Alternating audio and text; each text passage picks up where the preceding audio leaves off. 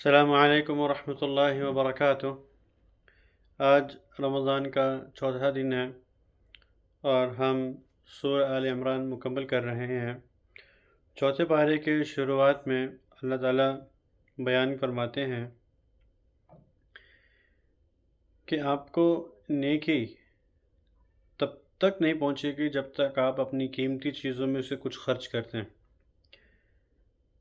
قیمتی چیزوں میں سے، اور جو چیز جو آپ کو محبوب ہے، ان ادر ورڈز اگر میں دوسرے الفاظوں میں کہوں تو وہ چیز جو آپ کو زیادہ محبوب ہے، آپ ان میں سے خرچ جب تک نہیں کریں گے تب تک آپ کو کمپلیٹ نیکی نہیں ملے گی، کیونکہ آپ کی محبوب چیز کے ساتھ آپ کا دل معلق ہے، جڑا ہوا ہے، اور اس کو خرچ کرنے سے آپ کے اندر جو بخل ہے وہ دور ہوتا ہے۔ تو یہ ایک ریمیڈی بھی ہے، کسی کو اگر مال سے محبت ہو تو وہ اپنے مال کو خرچ کرے تاکہ اس کے اندر سے مال کی محبت نکلے۔ پھر آگے اللہ تعالیٰ بتاتے ہیں کہ بنی اسرائیل کے لیے اللہ تعالیٰ نے جو طعام تھا، کھانا تھا، وہ حلال رکھا ہوا تھا، مگر انہوں نے خود اپنے اوپر حرام لگانا شروع کر دیا، جیسے کہ یہود اپنے اوپر خود ہی انہوں نے اونٹ حرام رکھا ہوا تھا کہ ہم نے اونٹ نہیں کھانا۔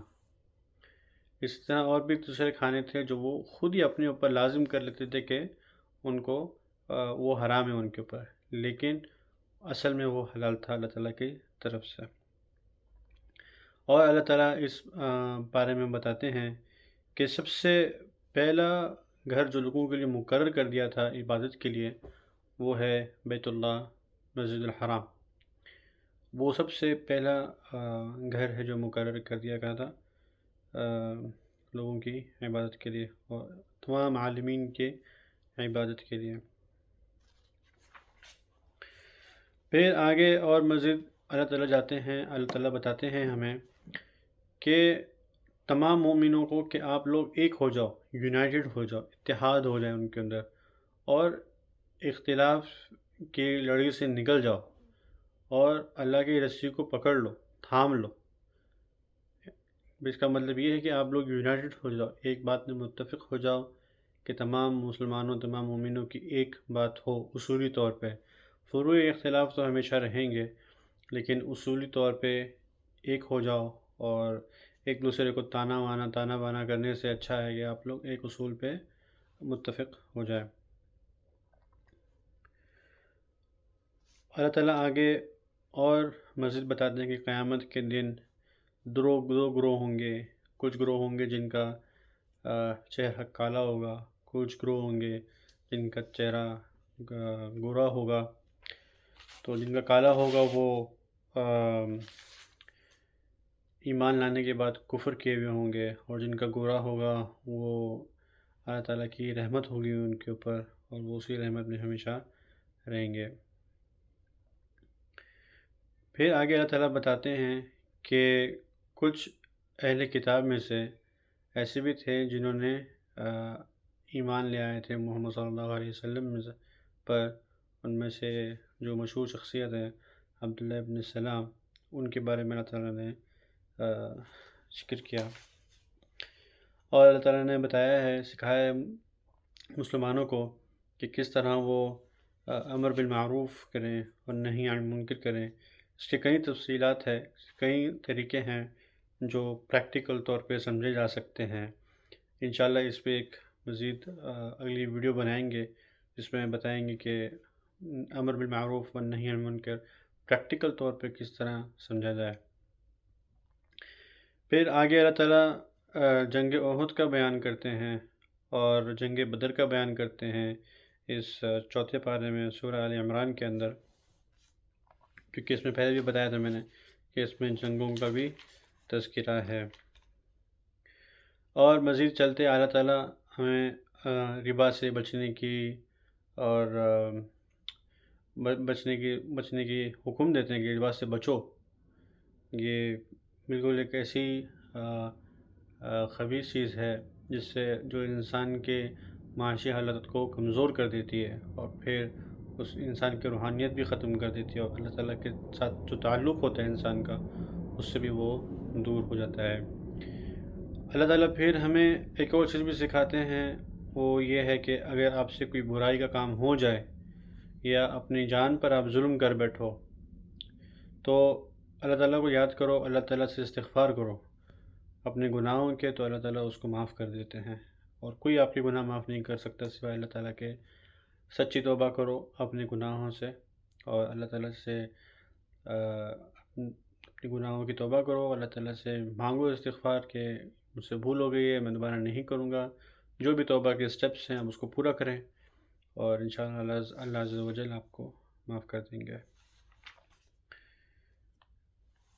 پھر اللہ تعالیٰ محمد صلی اللہ علیہ وسلم کی یہاں نبوت کی دلیل بھی دیتے ہیں کہ محمد صلی اللہ علیہ وسلم نہیں ہیں بلکہ کہ صرف رسول۔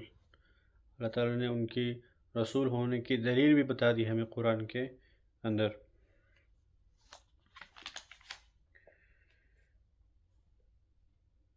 آگے چلتے اللہ تعالیٰ نے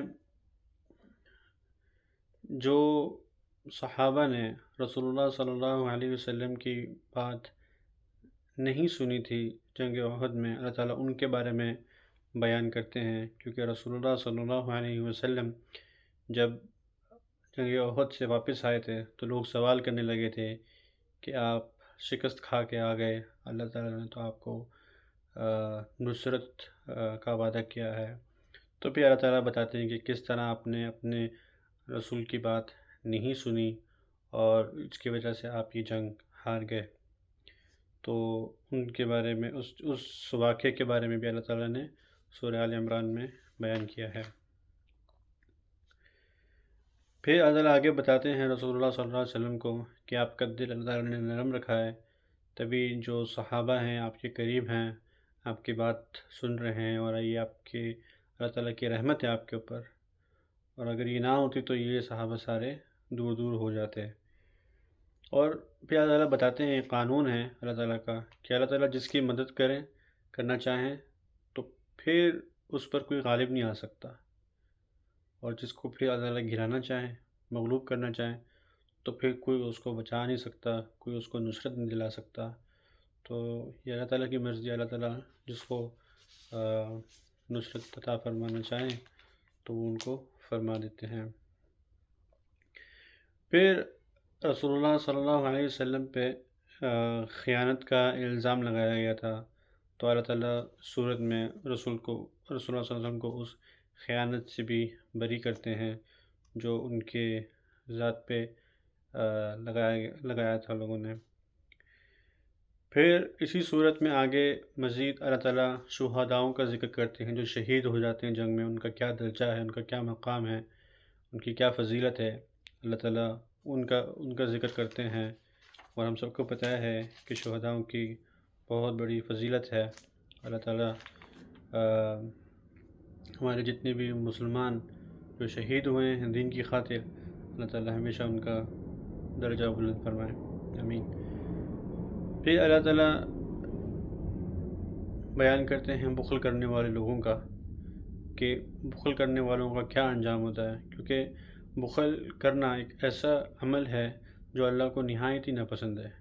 آپ جو مرضی جتنی بھی نمازیں پڑھ لیں، جتنے بھی روزے رکھ لیں، حج کر لیں، لیکن اگر آپ کے اندر خرچ کرنے کی عادت نہیں ہے اللہ تعالیٰ کی راہ میں، تو پھر آپ کے تقرب اللہ جو کہتے ہیں نا، ایک آپ کا ایک اسپیشل پریفرنس ہوتا ہے اللہ تعالیٰ کی یہاں پہ، اس کی کہیں نہ کہیں کمی رہ جاتی ہے۔ تو اللہ تعالیٰ کو خرچ کرنے والے لوگ بہت پسند ہیں جو اللہ تعالیٰ کی راہ میں خرچ کریں۔ تو ہمیں چاہیے کہ ہم ہمیشہ کوشش کریں کہ ہم اپنے ہر انکم میں سے، اپنے مال میں سے کچھ نہ کچھ خرچ کرتے رہیں اور اللہ تعالیٰ کا تقرب حاصل کرتے رہیں۔ پھر آگے چلتے ہوئے ایک ابو بکر صدیق رضی اللہ عنہ نے ایک یہودی عالم کو نہایت ہی مارا تھا، اور ان کی کمپلین پھر رسول اللہ صلی اللہ علیہ وسلم کے پاس آئی تھی۔ تو جب رسول اللہ صلی اللہ علیہ وسلم نے ابو بکر رضی اللہ عنہ سے پوچھا کہ آپ نے کیوں ایسا کیا، تو انہوں نے بتایا کہ یہ اللہ تعالیٰ کو فقیر کہہ رہے تھے اور خود کو اغنیا کہہ رہے تھے، اپنی قوم کو، تو مجھے نہایت ہی غصہ آیا اور پھر میں نے ان کو مارا۔ تو اللہ تعالیٰ پھر اسی کے بارے میں، تو پھر وہ شخص نے منع کیا کہ نہیں، میں نے ایسا نہیں کہا۔ تو پھر اللہ تعالیٰ نے ابو بکر رضی اللہ عنہ کی برات کے لیے آیت نازل فرمائی۔ پھر اللہ تعالیٰ آگے چلتے ہیں، موت کا بھی ذکر کرتے ہیں۔ موت ایک ایسی سچائی ہے جسے آپ نہیں ٹھکرا سکتے۔ آپ کتنے بھی اعلیٰ درجے میں چلے جائیں دنیا کے، اور دنیا کی کوئی بھی نعمتیں اور پاور حاصل کر لیں، لیکن موت کو آپ نہیں جھٹلا سکتے۔ یہ ہر شخص نے اس موت کو چکھنا ہے، اس موت کا جو انتقال ہے اس کو پانا ہے۔ تو یہ ایک ایسی سچائی ہے جو ہم نہیں ٹھکرا سکتے۔ اللہ تعالیٰ ہمارا حسن خاتمہ عطا فرمائے اور ہمیں ایمان پہ خاتمہ عطا فرمائے، یہ زیادہ اہم ہے، آمین۔ پھر آگے اللہ تعالیٰ بتاتے ہیں کہ اللہ تعالیٰ ہمیں ہمارے مال سے اور ہماری جانوں سے ہمیں ابتلا کریں گے، ہمارا امتحان لیں گے ان دونوں چیزوں سے۔ اور جو اہل کتاب ہے، مشرکین ہیں، منافقین ہیں، یہ مومنوں پہ ہمیشہ ٹیسٹ رہیں گے۔ یہ ہمیشہ مومنوں کو ٹیسٹ رہیں گے، مومنوں کو ٹیسٹ کرتے رہیں گے، کبھی ان کے اموال کے ساتھ، کبھی ان کے جانوں کے ساتھ۔ یہ مسلمانوں کے لیے، مومنوں کے لیے ہمیشہ کا ٹیسٹ ہے۔ تو یہ اللہ تعالیٰ ہمیں بتا رہے ہیں کہ ہمارا ٹیسٹ کیا کیا ہے، اور اللہ تعالیٰ سے دعا ہے کہ اللہ تعالیٰ ہمیں اس کے لیے پریپیئر کرے اور اس ٹیسٹ کو پاس کرنے کی توفیق عطا فرمائے۔ پھر آگے اللہ تعالیٰ نے جو آیتیں نازل فرمائی ہیں، ان فی خلق السماوات والارض واختلاف اللیل والنہار لآیات لأولی الالباب، یہ جب آیتیں نازل ہوئی تھیں تو رسول اللہ صلی اللہ علیہ وسلم پوری رات نماز پڑھتے رہے، اور اپنی نماز میں روتے رہے، اور کہا کہ جو یہ شخص ان آیتوں کو پڑھے اور اس پہ تفکر تدبر نہ کرے، اس کے لیے ہلاکت ہے۔ تو ہمیں چاہیے کہ ہم اس آیت کو یاد کریں اور اس پہ تدبر کریں، تفکر کریں، اور اس پہ عملی طور پہ عمل کریں۔ واقعی میں آپ آسمان کو دیکھ کے تفکر کریں، چاند کو دیکھیں، دن کو دیکھیں، کس طرح تبدیلی ہو رہی ہے، کس طرح صبح شام ہو رہی ہے، کس طرح غروب ہو رہا ہے، کس طرح شروق ہو رہا ہے۔ آپ جب اس کو دیکھیں گے اور تدبر کریں گے نا، تو آپ کے ایمان میں بہت اضافہ آئے گا۔ پھر آگے اللہ تعالیٰ یہ بتاتے ہیں کہ کسی کا عمل ضائع نہیں جاتا، چاہے وہ مرد ہو، عورت ہو، جو بھی وہ عمل کرتے ہیں اس کا اللہ تعالیٰ کے پاس جزا ہے، اچھا عمل کرتے ہیں۔ تو یہ تھی سورہ آل عمران جو چوتھے پارے میں ختم ہوتی ہے۔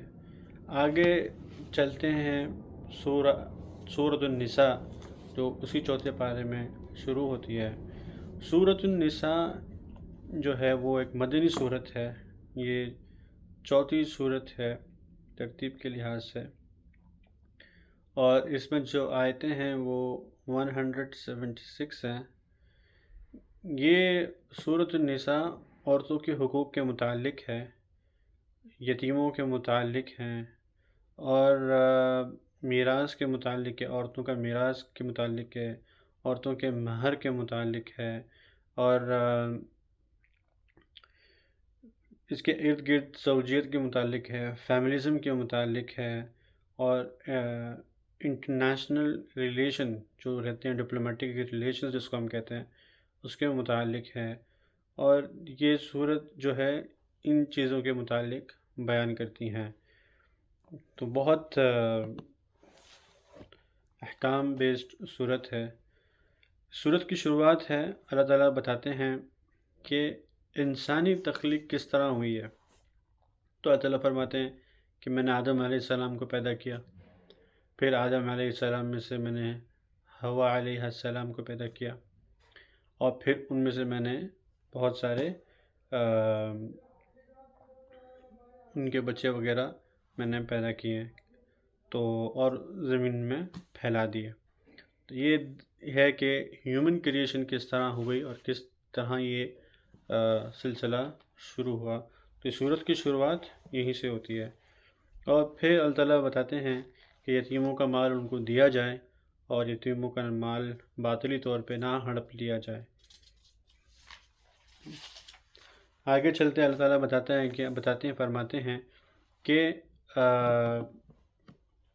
عورتوں کا جو مہر ہے ان کو ادا کرنا چاہیے خوشی خوشی، رلا دھلا کے، شرطیں لگا کے اس طرح نہ کریں، یہ ناپسندیدہ عمل ہے۔ آپ کسی کو نکاح کا پیغام بھیجتے ہیں تو آپ کے نکاح کے وقت ہی آپ ان کو مہر دے دیں، زیادہ افضل ہے اور یہ بہترین ہے، نہ کہ آپ اس کو ڈیلے کریں اور اپنے اوپر ایک دین کی شکل بنا لیں جو بعد میں جا کے آپ کو ادا کرنا بھی تکلیف ہوگا اور اس کی پکڑ بھی ہوگی اللہ تعالیٰ کی طرف سے۔ اور مزید اللہ تعالیٰ چلتے ہیں فرماتے ہیں کہ تعداد زوج کا جو نکاح ہے اس کے بارے میں ذکر ہے، اور جو نادان ہوتے ہیں اور تو ان کا مال ان کو نہ دیا جائے جب تک کہ وہ ایک رشد کی حالت میں آ جائیں، ہوشیاری آ جائے ان کے اندر، پھر ہی ان کا مال ان کو دیا جائے۔ یہاں مال کی حفاظت بھی ہے کیونکہ مال ایک امپورٹنٹ چیز ہے جس کو شریعت نے کنسیڈر کیا ہے، تو اس سے ہمیں سمجھ میں آتا ہے کہ مال جو ہے، ویلتھ جو ہے انسان کی، وہ اس کو شریعت کتنا کنسیڈر کرتی ہے۔ اس لیے شریعت نادانوں کو مال دینے سے روک رہی ہے، ہمیں اس کی ہدایت دے لیکن کو نہ دو مال، کیونکہ یہ بلا فضول کی خرچ کریں گے جس سے ان کا بھی نقصان ہوگا اور اس مال سے جتنا بھی خیر ہوگا وہ سب سٹاپ ہوتا رہے گا، تو وہ بھی نہ ہو۔ اسے جب یہ ہوشیاری کی شکل پکڑ لیں تو پھر ان کو آپ مال دے سکتے ہیں، ورنہ تب تک آپ ان پہ انہی کے مال سے خرچہ کر سکتے ہیں انہی پر۔ اللہ تعالیٰ پھر فرماتے ہیں آگے کہ جو لوگ یتیموں کا مال کھاتے ہیں وہ گویا کہ ایسے ہیں، جو مال جو کھا رہے ہیں وہ گویا کہ آگ ہے ان کے پیٹ کے لیے، ان کے پیٹ میں وہ آگ بھر رہے ہیں۔ تو بھی یتیموں کا مال کھاتے ہیں ظلم کرتے ہوئے، زبردستی ظلم کرتے ہیں ان پر، ان کا مال کھا لیتے ہیں تو اپنے پیٹ میں وہ آگ بھر رہے ہیں۔ تو اس کا بہت وسیع شکل ہے، یہ عالمی سطح پہ بھی ہو سکتا ہے، گورنمنٹ سطح پہ بھی ہو سکتا ہے اور انڈیویجول سطح پہ بھی ہو سکتا ہے۔ اللہ تعالیٰ ہمیں عدل کرنے کی توفیق عطا فرمائے۔ پھر آگے چلتے ہوئے سورۃ النساء کے اندر اللہ تعالیٰ عورتوں کا میراث بتاتے ہیں، بیوی کی حیثیت سے اور بہن کی حیثیت سے، ماں کی حیثیت سے، تو جتنے بھی ان کے لینسز ہیں دیکھنے کے، ان سب کی نظر سے اللہ تعالیٰ فرماتے ہیں ان کے میراث کے متعلق۔ پھر اللہ تعالیٰ آدمیوں کو ترغیب دیتے ہیں کہ عورتوں کے ساتھ حسن سلوک کرو، ان کو اچھے سے رکھو، ان کو حفاظت کرو، ان کو اچھے اخلاق سے، اچھے پیار سے رکھو، کیونکہ وہ ان کی مستحق ہیں۔ اور آپ ان کو جو بھی ہدیہ دیتے ہیں اور جو بھی مہر دیا ہے، کبھی اند بند ہوئی، کبھی کچھ ہوا تو اس کا ذکر بھی نہ کریں اور ان سے وہ لیں بھی نہ، اگرچہ آپ نے ان کو محلات عطا فرمائے ہیں، خزانے عطا فرمائے ہیں۔ آگے چلتے ہوئے اسی صورت میں اللہ تعالیٰ پھر فرماتے ہیں کہ کون کون سی عورتیں ہیں جن سے نکاح کرنا جائز نہیں ہے، تو ان کے بارے میں یہ ذکر ہے۔ تو اس سے چوتھا پارہ ختم ہوتا ہے اسی ذکر کے ساتھ۔ آگے 5ویں پارے میں سورۃ النساء کی پھر سے کنٹینیویشن ہے، جو سورۃ النساء سے ہی کنٹینیو ہوتی ہے، 5th پارہ۔ انشاءاللہ پھر وہ میں اگلی ویڈیو میں بتاؤں گا۔ جزاکم اللہ خیراً آپ کے ویو کے لیے، اور اس کو ضرور شیئر کریے گا تاکہ مزید سے زیادہ لوگ اس کو دیکھ سکیں اور اس سے فائدہ اٹھا سکیں۔ السلام علیکم ورحمۃ اللہ وبرکاتہ۔